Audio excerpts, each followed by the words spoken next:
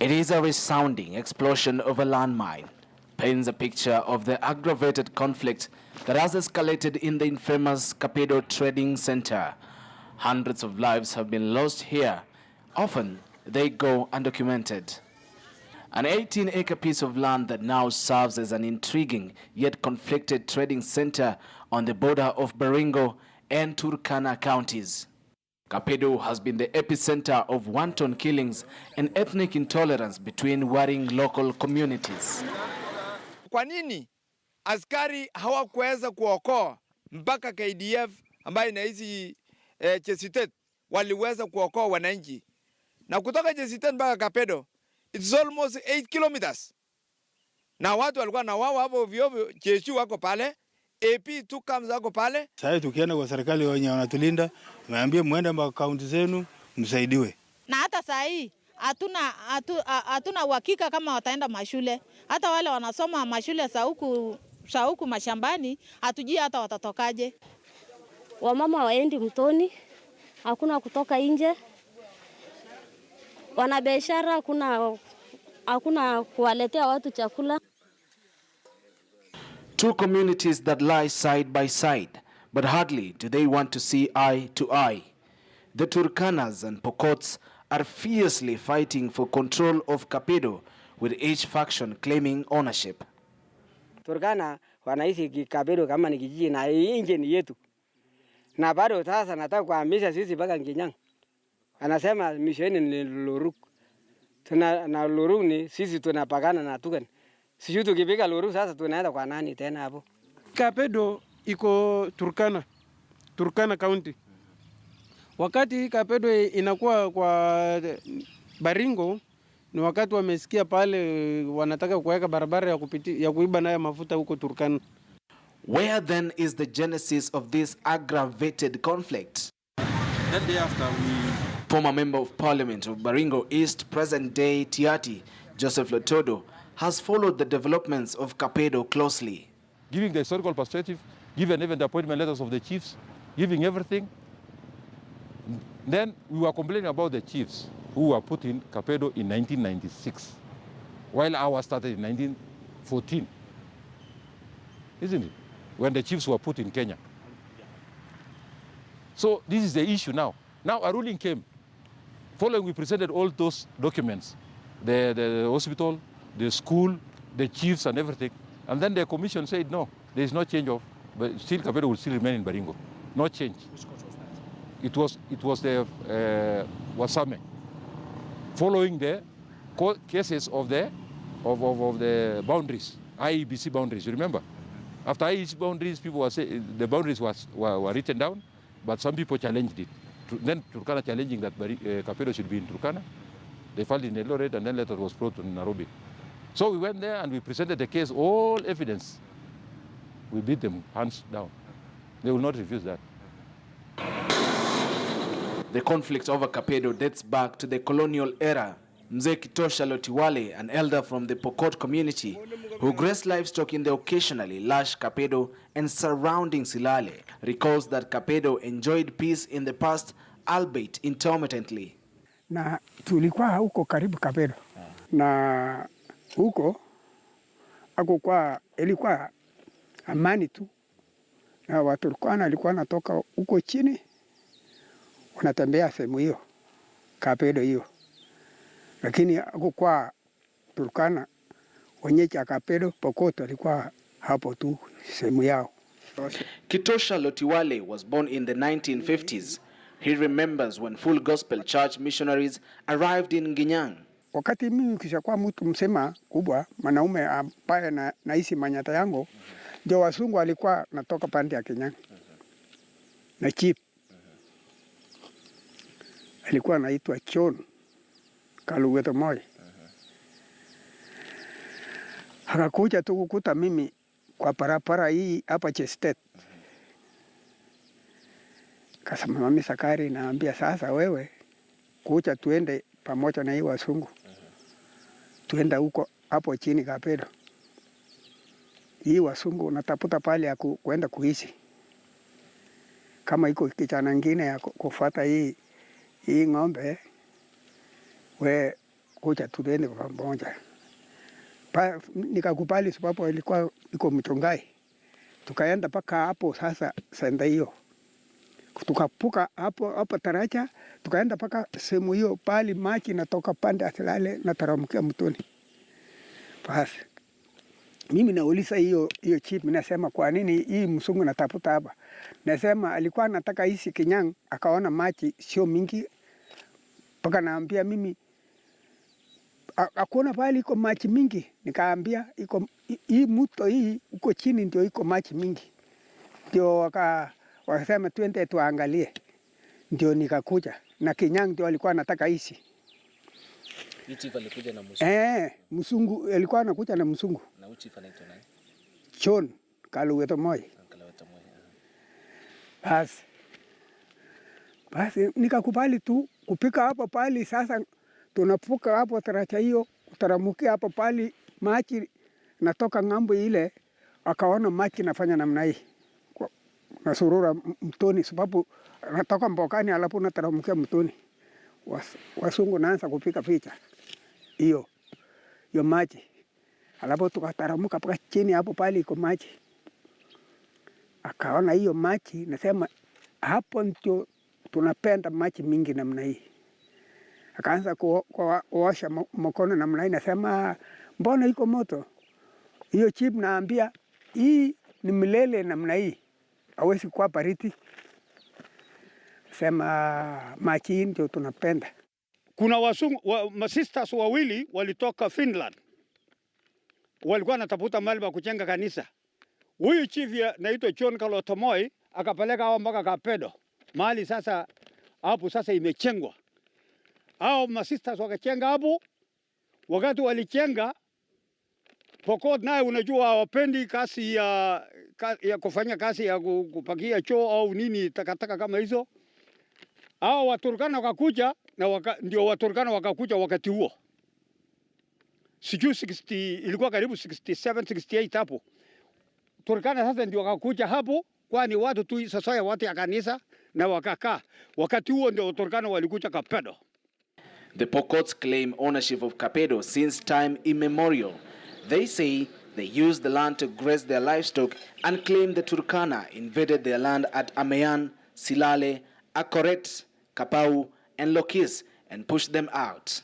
Wako tayari wakishambulia Wapokot. Na tunapoongea hivi, Wapokot wako na wasiwasi ile mbaya mbovu kwa saa hii, kwa sababu wanaweza kushambulia wakati wote. Na Wapokot wamechokwa na hii mambo ya kutekwa. Waturkana wanatoka kwa kichichi wakienda kungojea Wapokot ile parapara yao, wanaelekea Ameyan kwa market siku ya Jumapili. Hapo ndio wanakongana. Na wakiumana pale, Waturkana wanarudi kule kijijini wakilia ati sisi tumeshambuliwa kama kijiji. Sio hivyo. Tafadhali sio hivyo. The Turkana on the other hand say Kapedo is their land since they were born and raised there. Kapedo iko Turkana County. The aggravated conflict is believed to be largely funded by politicians from the two communities. It has led to loss of hundreds of lives and immeasurable number of livestock lost in cases of rustling and organized ambushes. Akipata mbuzi yako 5 anasabiri. Kazi ya Turkana na maana hiyo. Hatuna amani na Turkana. Amani yetu ile tu sisi tuko ni shida tu peke yake. Juzi hao wanafunzi wamewawa wakiwa wanaenda shule. Mpaka shule ikafungwa mpaka saa hii. Serikali hakuna kitu yote imereact. Sasa hata sasa tunaonelea hakuna haja ya kusoma pale, ni kila mtu kutafuta namna ya kujiokotea bunduki ama kutafuta bunduki ndio uchunge tu roho yako. The sharp differences between the two communities played out on February 2014 during a fact-finding mission by the Senate Committee on Security. The team led by Chairman Yusuf Haji visited the area of conflict where irate members of Turkana community, together with their leaders, threatened to paralyze the meeting.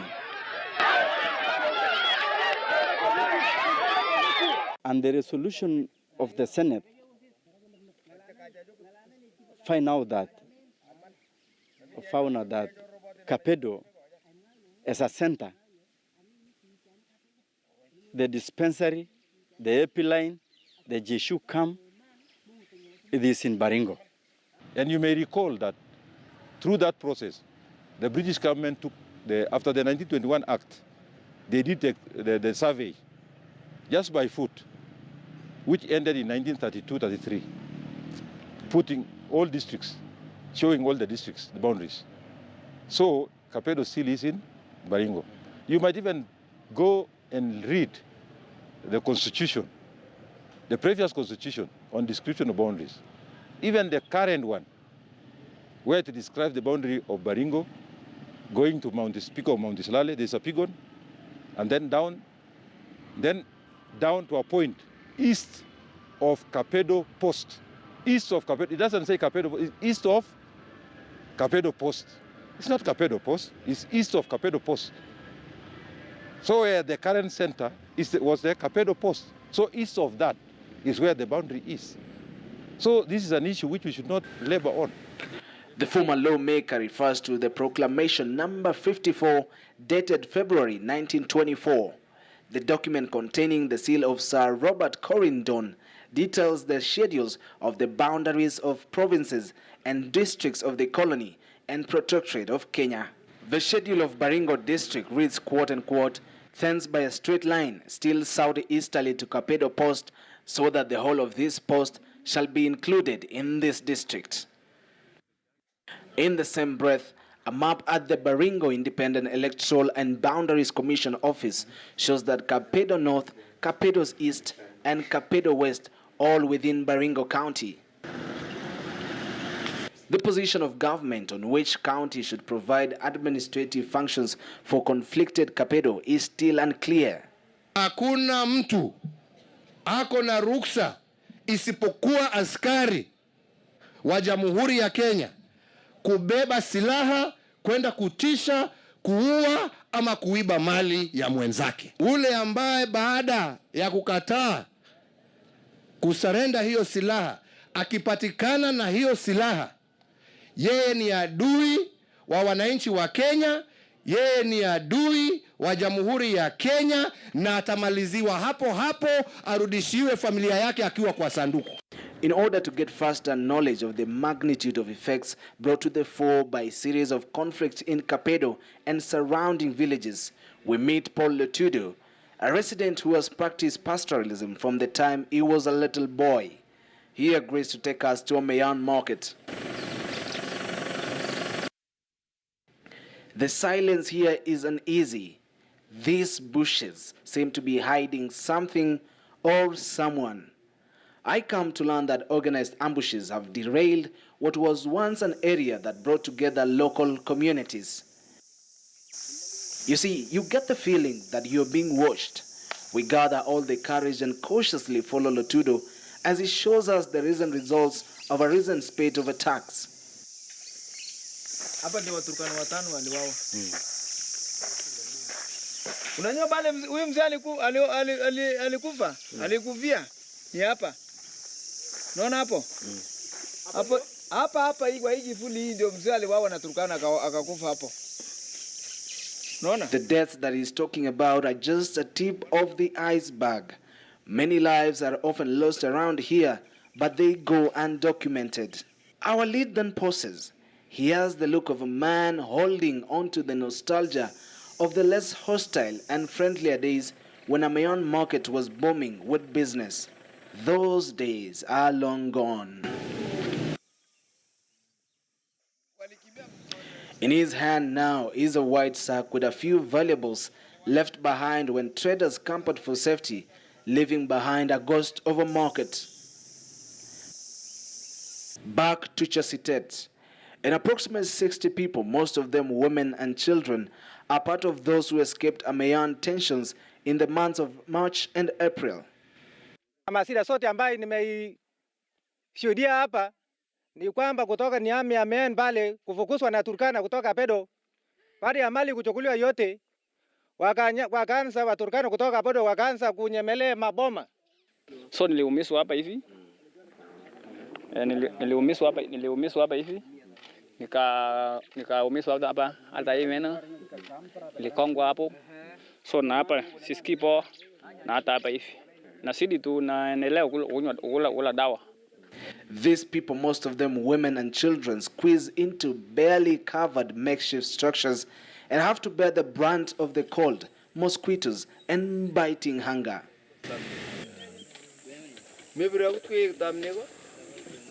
Wakati ya usiku ni kutafuta binadamu mkumua. Ndipo sasa niliwacha kwangu na kwama sasa mpaka J-State. Hapa mali mimi naishi na watoto.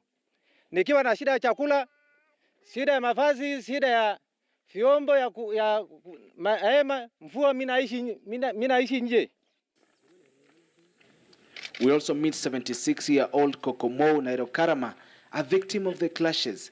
He undoubtedly knows no comfort, having slept on one side for hours. Mzee is sickly, withdrawn, and sadly malnourished.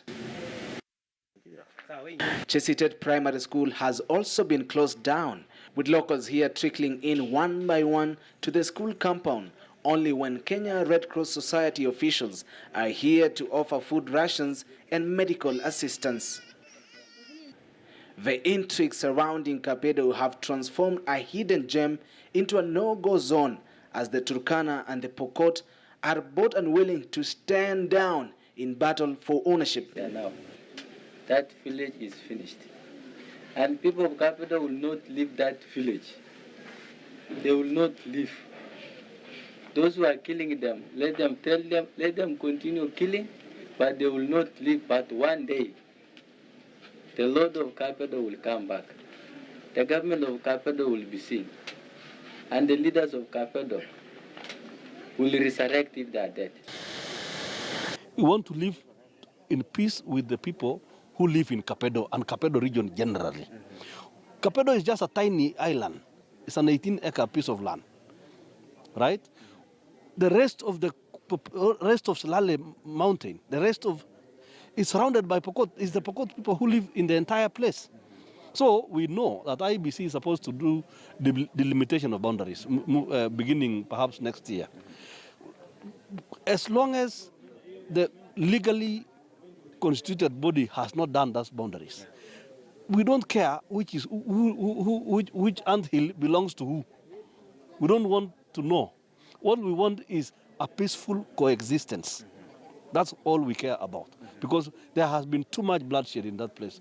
We are saying enough is enough. But the criminals who are in Kapedo, the criminals who are inside Kapedo, not everybody is a criminal, but there are few elements that we have given their names to government. Those criminals must be arrested, because they are the ones who keep disturbing people all the time.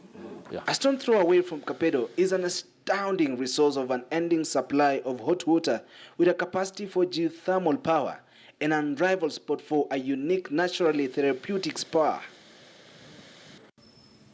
Downstream is this deserted valley. When Kapedo and its environs knew peace, albeit intermittently, livestock from locals would water here. What remains is a condemned valley that has claimed hundreds of lives when the two communities clashed in the past. Gari ndio ilikwama. Kukwama hivi, kumbe Mapokoti walikuwa tu wanalala hapo ndani ya nyasi. Sasa wakaanza kutupiga marisasi. Maaskari wenye walikuwa ndani ya gari wakaruka kutuokoa. Walikuwa ngapi? Walikuwa 5. Na sisi wenye tulikuwa ndani ya gari 5 huyu mtoto mdogo. Tunashangaa kwa sababu ni yeye ni mama alienda, nilimtuma mtoto msichana aende anunue vitu. Kashangaa kwa nini ni mwanamume kiasi gani ama mwanaume gani aweza kuua mama. Fights over rightful ownership are also a political tool, as leaders use it to woo votes.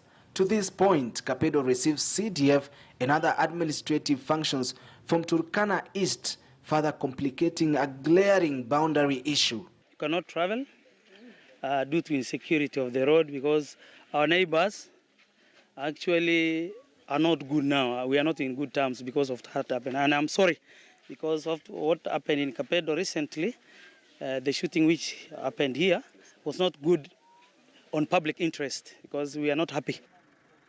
The standoff at Kapedo has turned neighboring Marigat into a town with heavy military activity. It is here that members of the Turkana community buy supplies to feed the rest of population holed up in Kapedo. These armored military vehicles will be ferrying food supplies through the areas of Chemolingot, Chesitet and Amean, where members of the Pokot community live. It has turned into an uncomfortable and a perennial problem as these two communities can barely see eye to eye. Elfas Lagat, KTN News, Kapedo.